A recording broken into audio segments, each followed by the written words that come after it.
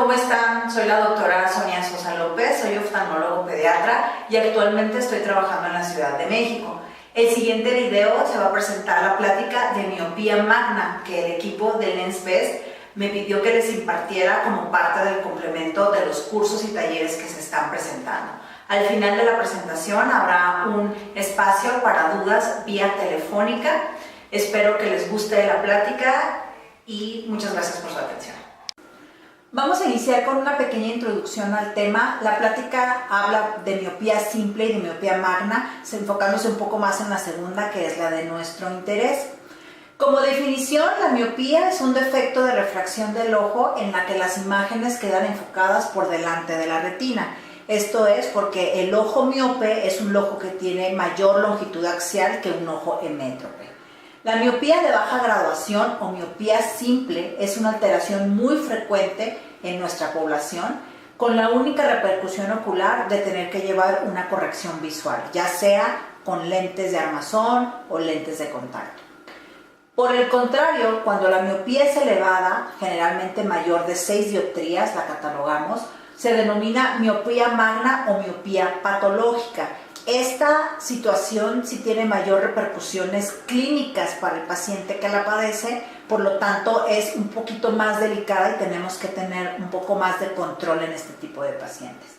La miopía magna es una enfermedad ocular en la que existe un alargamiento excesivo del globo ocular que da lugar a un estiramiento anómalo de todas las estructuras del ojo, especialmente de la retina, que queda muy adelgazada y la predispone a tener alteraciones tanto como en los pigmentos de la retina o inclusive en su desprendimiento. La miopía magna se ha asociado con un mayor riesgo de tener catarata, glaucoma o alteraciones del polo posterior, como atrofia corioretiniana, degeneración retiniana, desprendimiento de retina, alteraciones en la papila o en el nervio óptico y una degeneración macular por el mismo adelgazamiento del tejido de la retina. La detección precoz y el tratamiento de estas complicaciones son esenciales para minimizar las lesiones. Es importante entender que la miopía en sí no se puede curar. La importancia es detectar las alteraciones para evitar complicaciones secundarias a una miopía magna. Se considera una enfermedad ocular y por tanto debe controlarse periódicamente por el oftalmólogo. Además de obtener una graduación, habrá que hacer una exploración ocular completa, incluyendo el fondo de ojo para examinar la retina, detectar precozmente alguna lesión que pueda tratarse y de este modo evitar complicaciones futuras. Es una alteración, como repito, de la refracción en la cual los objetos lejanos se enfocan por delante de la retina y no sobre ella. Esto origina que la visión de los objetos lejanos sea borrosa. Sin embargo, la visión cercana se mantiene sin necesidad de corrección óptica. La corrección se realiza con unas lentes que se llaman divergentes o negativas, que hacen que las imágenes se enfoquen correctamente en la retina. La clasificación de la miopía se puede hacer según la causa que la origina. La miopía axial es debido a que el globo ocular es más largo de lo normal, es decir, existe una elongación del eje antero posterior o de la longitud axial del ojo mayor de 24 milímetros. 24 milímetros lo manejamos como un ojo de tamaño normal emétrope. La miopía de curvatura puede ser por un aumento en la curvatura de la córnea, ectasias, degeneraciones corneales que modifican la córnea, o del cristalino. En este caso podría ser un paciente que está con una progresión de la opacidad del cristalino, como se va haciendo más, se engruesa un poco el cristalino, cambia el índice de refracción. En miopía de índice se produce por un aumento en la potencia dióptrica del cristalino, miopía inducidas por cataratas seniles, y la miopía mixta es una combinación de las anteriores, por ejemplo, un globo ocular grande y una mayor curvatura de la córnea. Lo que más nos importa en una miopía magna es definitivamente, como ya comenté, la longitud axial del ojo. La miopía es un problema visual muy frecuente en el mundo. Se calcula que aproximadamente un 25% de la población mundial tienen algún grado de miopía. Evidentemente, miopías pequeñas pueden pasar toda la vida desapercibidas o sin ser corregidas, pero hay miopías que ya le crean más o menos alrededor de menos 1,75 o 2, un problema visual al paciente, y es cuando acude a su corrección aérea.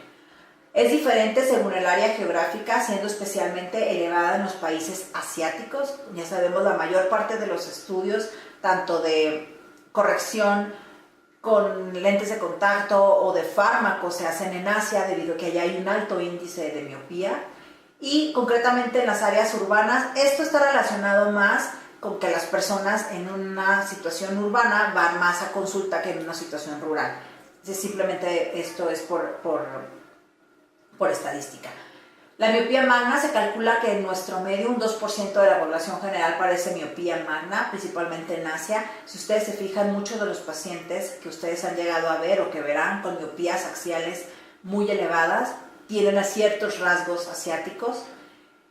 La miopía simple se presenta entre los 9 y los 16 años de manera normal, de tal manera que tenemos un paciente que toda la primaria vio bien y cuando ya está en la secundaria a los 12, 13 años refiere que ya no ve bien el pizarrón.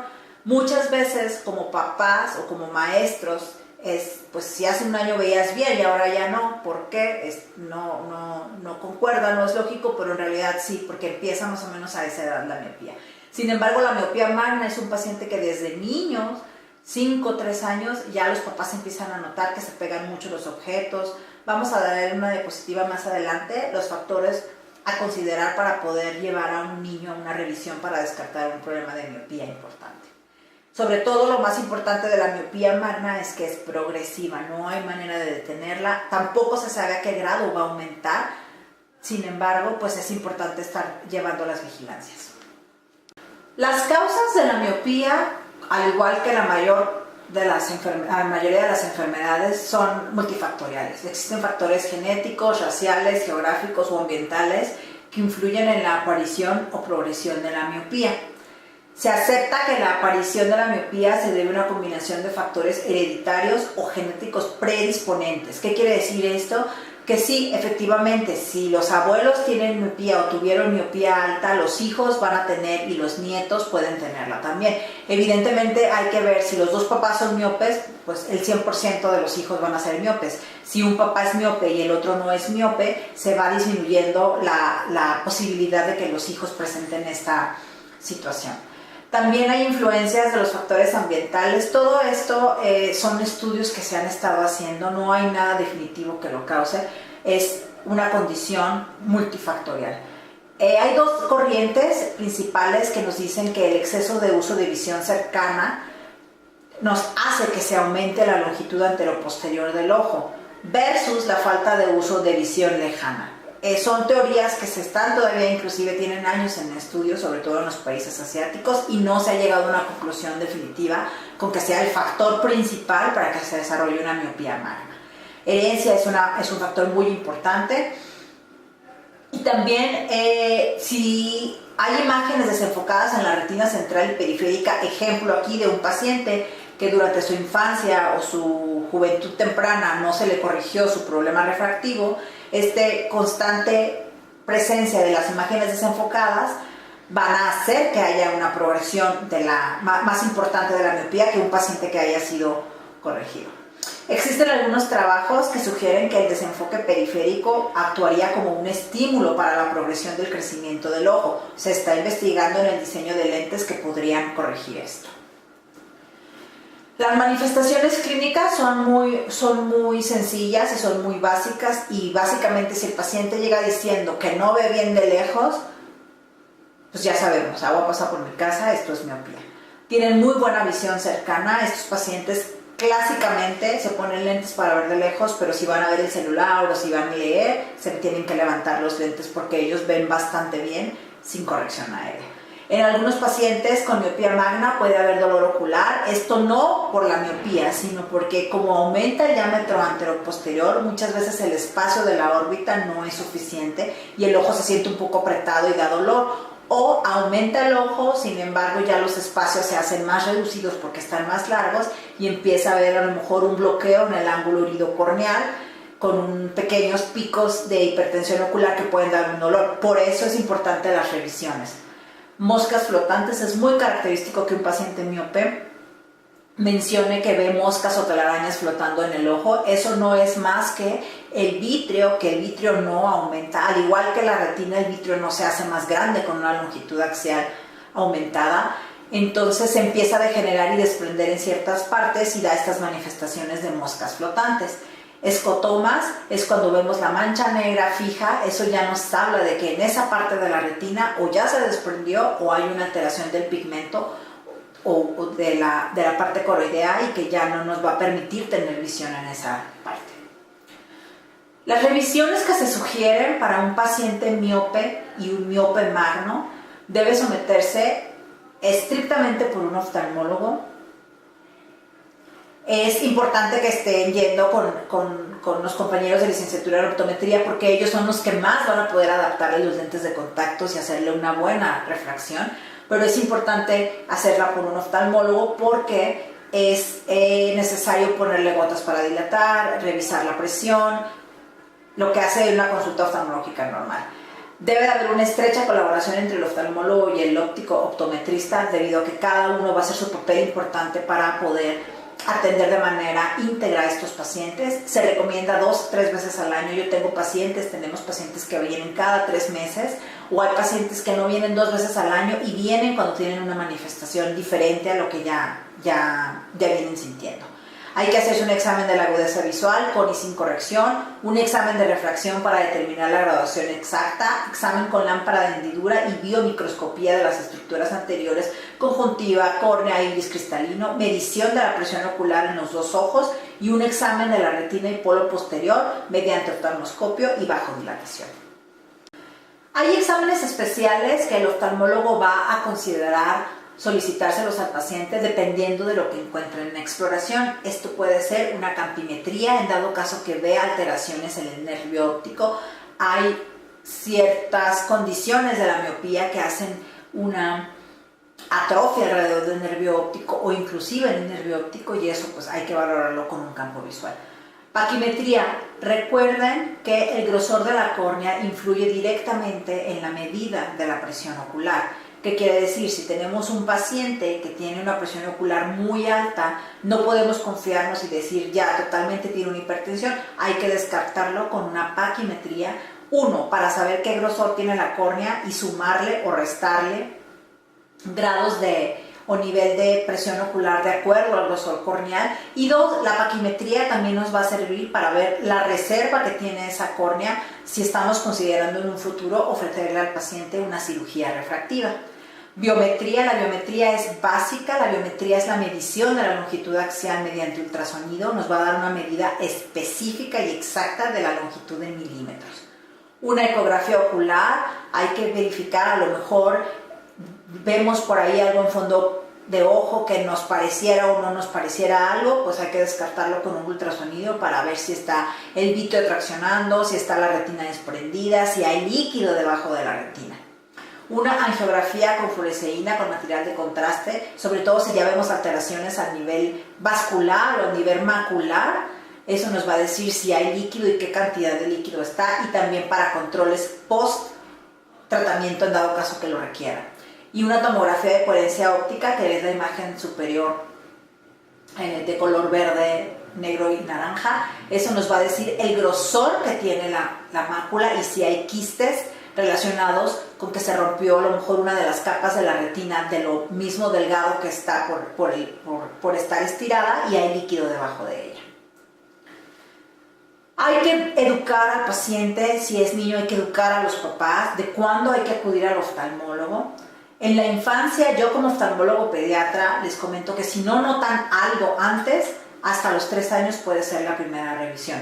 Inclusive en la cartilla de vacunación ya viene un rubro que es revisión por oftalmólogo a partir de los 3 años. Nosotros como oftalmólogos pediatras no nos importa si el niño habla o no habla, si el niño se sabe o no se sabe los números. Tenemos nosotros técnicas y métodos para poder revisarlo y hacerle una buena detección.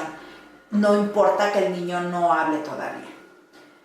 En los adultos, pues hay revisiones de rutina, como ya dijimos, 2 o 3 veces al año y revisiones de urgencia. El adulto tiene que saber que cuando algo cambia en su visión o algo cambia en su sentir de los ojos, hay que acudir a revisión porque las complicaciones pueden ser catastróficas.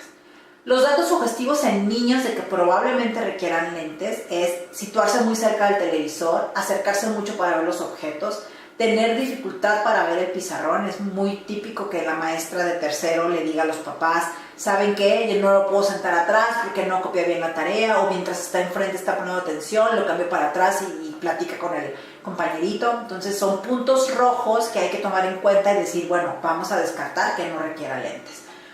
Observar que tiene el ceño muy fruncido y los ojos entrecerrados, esto se llama astenopia.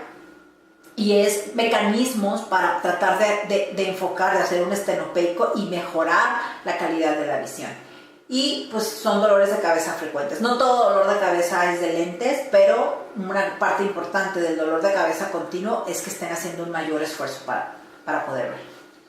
Como ya comentamos, los datos sugestivos de urgencia, evidentemente estos van a ser más fácil de detectar por un adulto que por un niño. Un niño no le va a decir uno, oye, te bajó la visión, oye, ves un escotoma, oye. Entonces esto es básicamente para adultos, es si hay una disminución de la baja visual súbita o progresiva que no haya sido revisada, un escotoma, una mancha negra fija que esté todo el tiempo en el campo visual, cuerpos flotantes, como ya comenté, que es el vítreo que se está desprendiendo. El problema no es que se desprenda el vítreo, el problema es que si está bien pegado en ciertas partes va a traccionar la retina. Fotopsias son lucecitas que puede estar viendo el paciente o como flashazos cuando realmente ni siquiera hay luz. Esto es, traduce directamente tracción a la retina. No significa que ya se desprendió, pero significa que algo ahí en la retina se está despegando de las capas del epitelio pigmentario y está ocasionando esta alteración. Evidentemente un desprendimiento de retina es un paciente que dice que ayer estaba bien y que hoy despertó y tiene una tela o una cortina a la mitad del ojo. Deformidad de los objetos, que ya no vean los cuadrados como cuadrados, las líneas que ya no están completamente rectas. Esto nos traduce una alteración en la mácula, por eso les pongo la imagen de la cartilla de Amsler, donde se puede ver cómo se vería un paciente o cómo vería un paciente con una lesión en la mácula. Y dolor, evidentemente, como ya les comenté, puede ser que exista un bloqueo en el ángulo corneal, suba muchísimo la presión y haya mucho dolor en ese ojo. El tratamiento de los lentes de contacto hay que saber muy bien explicarle al paciente. Luego el paciente piensa que si ya va a usar lentes o si ya se va a operar, ya se le va a quitar la miopía y ya no va a tener ningún problema. El tratamiento es simplemente en este caso de apoyo. Es algo ortopédico que le va a ayudar a tener una mejor visión y por lo consiguiente una mejor calidad de vida. Una corrección óptica, ya sea con armazones o lentes de contacto, una corrección quirúrgica si el paciente es candidato. Ojo, no todos los pacientes con miopía son candidatos a operarse. Tiene mucho que ver el grado de dioptrías que tengan y el grosor de la córnea, que ya hablamos de la paquimetría. Porque si tienen una córnea delgadita y tienen muchas dioptrías, no se va a poder operar, porque recordemos que la cirugía refractiva es ablación del tejido. ¿Qué quiere decir?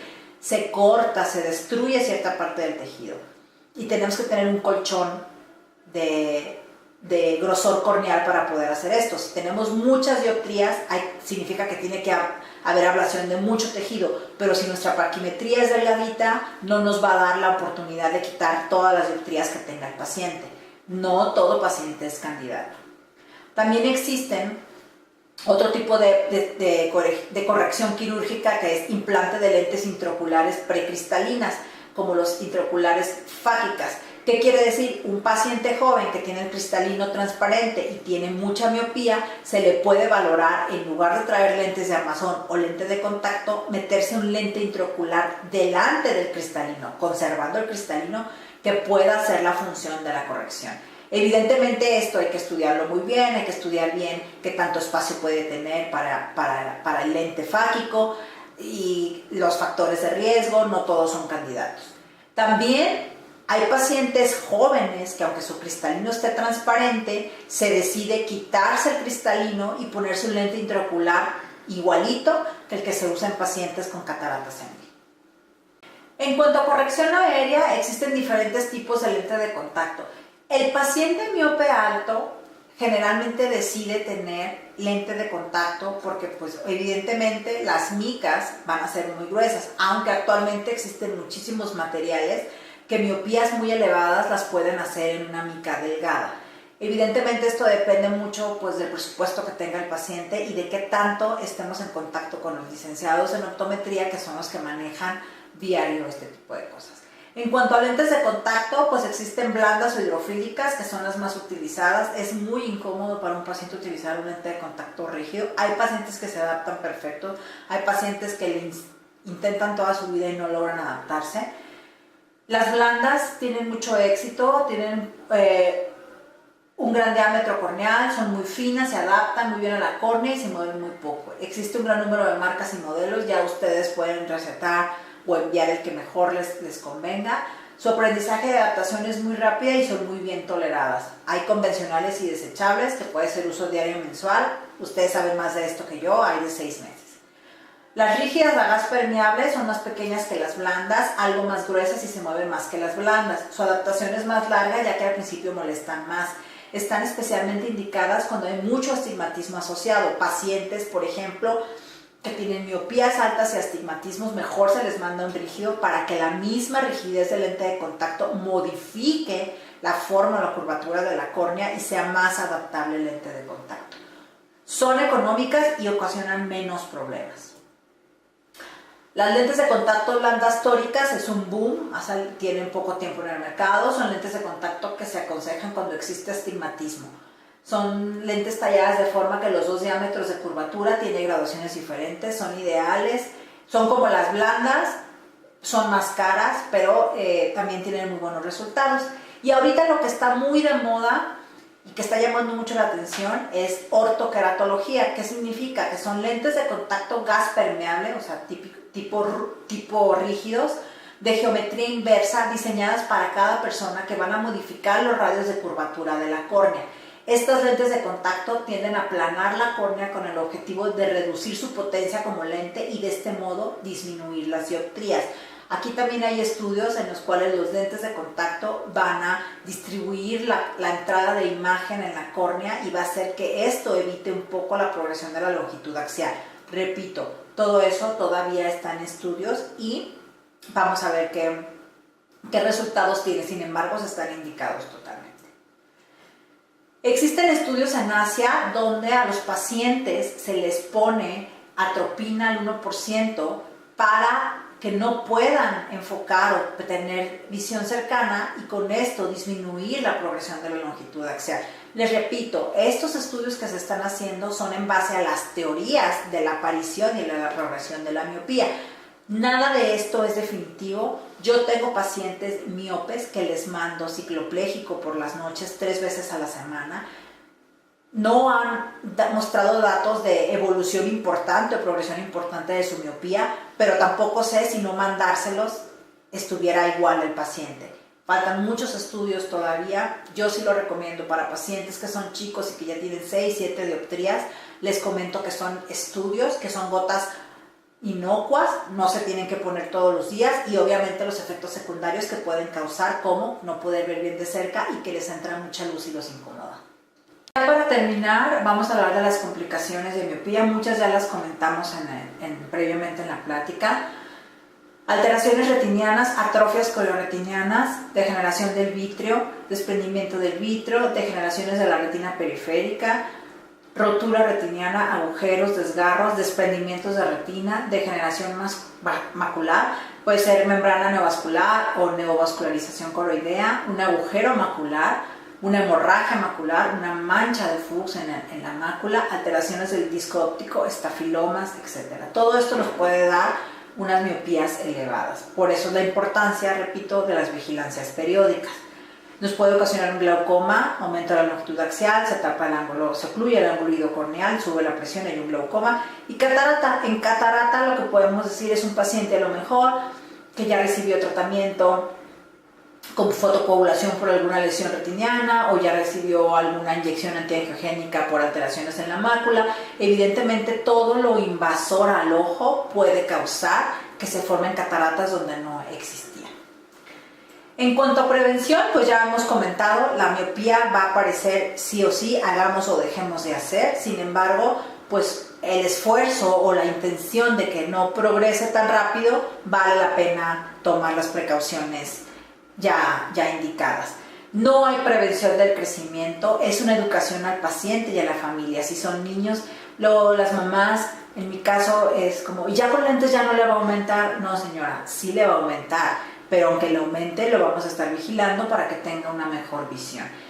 Muchos de estos pacientes quedan con muy baja visión o ceguera legal, muy jóvenes, porque te altera la mácula, se desprende la retina y aunque se hace todo lo posible, a veces las visiones quedan limitadas. Entonces es educación al paciente y a la familia. Un apoyo emocional. Muchos pacientes sufren burlas en la escuela porque tienen, como dicen, los lentes de fondo de botella o que ya necesitan un lazarillo. Entonces es un apoyo emocional también para el paciente y pues más que nada educar para prevenir las complicaciones que ya hemos comentado en la plática. Muchísimas gracias por su atención. En unos momentos voy a tomar la llamada para que se me pueda hacer las preguntas. Gracias.